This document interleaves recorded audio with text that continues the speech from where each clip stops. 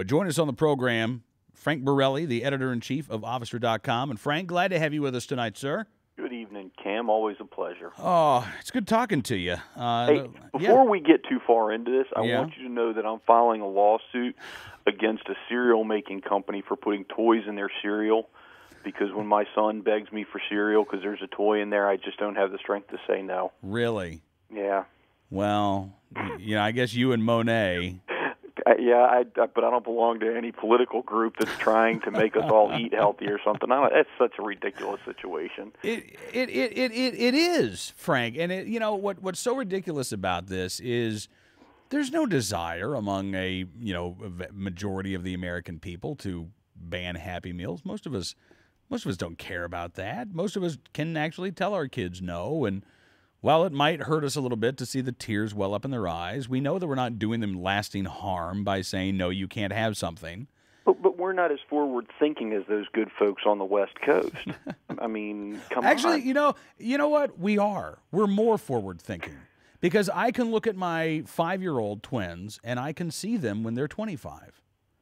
And apparently Monet Parham can't see her children as adults. She can't see that the things that she does as a mom right now will determine and influence who her children are as they grow into maturity.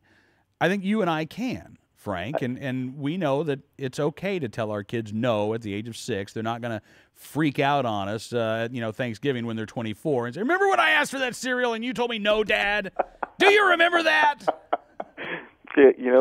But what happens is you end up with children, and my youngest at the moment is 13, and they look at you and they say things like, Dad, do you know what the problem is with common sense?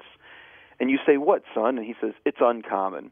That's what happens when you raise them after you've said no a few times and you've taught them reality and how to be responsible. And when you try to raise them to have some self-reliance, it's a different world. But anyway. Yeah, I guess I'll skip the cereal lawsuit. It's not going to work. All right, yeah, I'm not going to – I wouldn't have you on the program defending that one. Just leave my Count Chocula alone, okay? It only comes out like 3 months out of the year. Just don't go after my Count Chocula. Hey, if there's no toy in it, you're okay. Okay. Let's see. Oh, a couple of things that I wanted to talk with you about. The first one, and I don't know – I meant to send you this story, and I'm sorry that I did not, so I'm going to spring this on you, but – I don't know if you know this or not, Frank. There was a columnist for the Greeley, Colorado newspaper who determined that the city of Chicago this year was home to the number of the most officers killed in the line of duty. There were 5 officers in the Chicago Police Department who were killed in the line of duty this year, more than any other department, more than any other jurisdiction. And this columnist just happened to, he just pointed out that Chicago had the most restrictive gun laws in this country, and they didn't do anything to help those 5 police officers who were murdered. Can we please drop this argument that somehow gun control laws will make our law enforcement officers any safer? Well, I don't think anybody with half a brain's believed that for quite some time, Cam. I think it's an argument that's long dead, and the proof is in the pudding. D.C. finally with theirs overturned, but they had such an atrocious crime rate for so long. Chicago's there now and hanging out. It doesn't have an impact. Criminals commit crime. If they don't have a gun to kill a cop, they'll use a baseball bat or a knife or a vehicle. They're going to do what they want to do. Yeah. And the other thing that I wanted to ask you about, we saw this series of stories that have been going around the country. Washington Post doing a series, Milwaukee Journal Sentinel, and the Post did a piece earlier this week talking about the top 10 firearms dealers around the country who have been whose firearms have been traced. Now, you and I both know, Frank, that just because a gun is traced doesn't mean that it was used in a crime, nor does it mean that it was illegally sold to begin with. Correct. But the Washington Post didn't bother to point this out. I did think it was nice that in Jacksonville, Florida, actually, one of these firearms dealers who ended up on the Post list, the local press there not only talked to the store, but they actually also talked to local law enforcement. And the law enforcement officers said, look, this place has never posed a problem. Anytime we need their help, they're very cooperative with us. Chief Michael Williams, who heads the Homeland Security, Narcotics, and Vice Division of the Jacksonville Sheriff's Office, said that the dealer is a, quote, high-volume dealer but they've always been very cooperative with the police.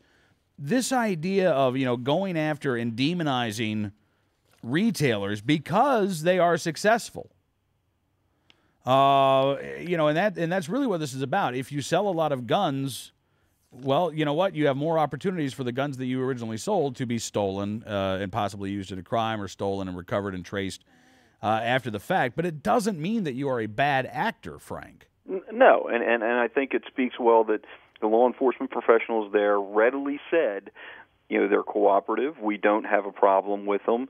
This is a set of circumstances that is what it is. I mean, if you have a car dealer who sells a whole lot of cars and some of them are stolen, that doesn't make them bad dealers either. I think it speaks well, though, to both the dealership, the gun dealer there, and that sheriff's office, that they work well and cooperatively together. That is what the imperative thing is when we look at it. That's the necessary cooperative arrangement. Yeah, well, and I know that it has to drive gun control advocates crazy because, we've talked about this on the program before. If you have an anti-gun mayor and the mayor gets to appoint a police chief, chances are that police chief is going to espouse anti-gun viewpoints. But most places around the country, what you will find is, everybody's got a gun store in any city that, and sometimes there may be 2 or 3 or 4 gun stores that are very popular with law enforcement officers. And there really, I think, is a good working relationship between the cops on the beat and the local gun stores because, again, they have a lot in common. They're on the same side. But the gun control advocates want to portray that relationship as very adversarial because it benefits them. Absolutely, absolutely. And this is what's important to notice here. We're talking about a sheriff's office in Jacksonville, and we've had this conversation as well. Mm-hmm. Chiefs are political appointees, and they have to toe a line. That doesn't mean their line troops do. Sheriffs, though, as elected representatives, don't necessarily have to toe that line, so they can be a little bit more vocal about their own personal beliefs and values, and that's why you see so many sheriffs making the news in a good way across the country. At least with the folks that do have common sense and respect for law enforcement.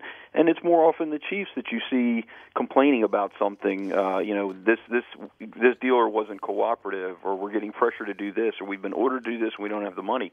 Sheriffs don't seem to have as many issues.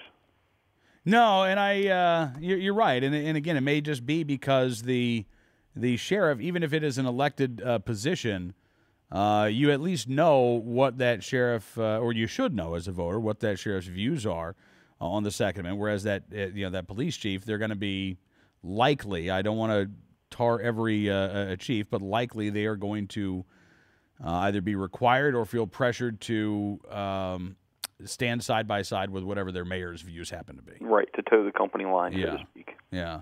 Well, Frank, again, sir, I'm glad you could join us on the program. And the next time your youngest asks for cereal with a toy in it, you know what? Just get him some bran flakes instead.